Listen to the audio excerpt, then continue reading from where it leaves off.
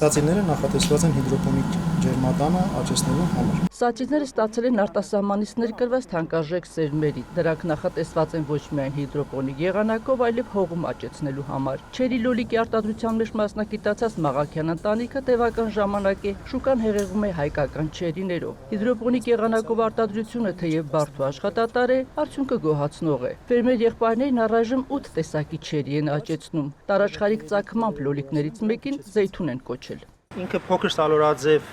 չերիների սորտ է, շատ քաղցր, համեղ սորտ է եւ մեր հիմնական արտադրատեսակներից մեկն է հանդիսանում։ Միջև ջերմոցային տնտեսություն հիմնել ընտանիքը զբաղվում էր զբոսաշրջային բիզնեսով։ Երբ Քովիդը ստիպեց անցնել հարկադիր պարապորտի, եղբայրները որոշեցին ամիսներ ձգվող դատարկությունը լցնել արդյունավետ գործով։ Մերձավանում ջերմատուն գնեցին եւ մոտ 2 տարի հմտացան լոլիկի մշակության մեջ։ Տնտեսագետի մասնագիտությունն օգնեց արագ յուրացնել նրբությունները։ Երբ հասկացան, որ պատրաստ են լուրջ մշակությամբ զբաղվել, դիմեցին կառավարությանը ընդգրկվելու գյուղաճակցության պետական ծրագրում։ Ստացանք 2 լիզինգ եւ կառուցեցինք նոր ջերմատներ, կատարելով նաեւ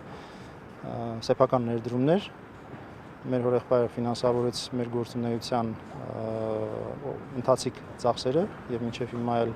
աջակցում է մեզ ու դրա շնորհիվ կարողացանք ստեղծել 2 նոր ջերմատուն։ Հիմա արդեն 4 ջերմատուն ունեն, որտեղ մոտ 40 մշտական աշխատող կա։ Մշակությունը 4 փուլով են իրականացնում։ Տնտեսության գրագիտ կառավարման արդյունքում ամբողջ տարին բերք են հավաքում։ Եղբայրները սիրում են նաև փորձարկումներ անել։ Եթե արդյունքը գոհացնում է, թարմացնում են արտադրացանկը։ Այստեղ կան նաև բիբարանման սորտեր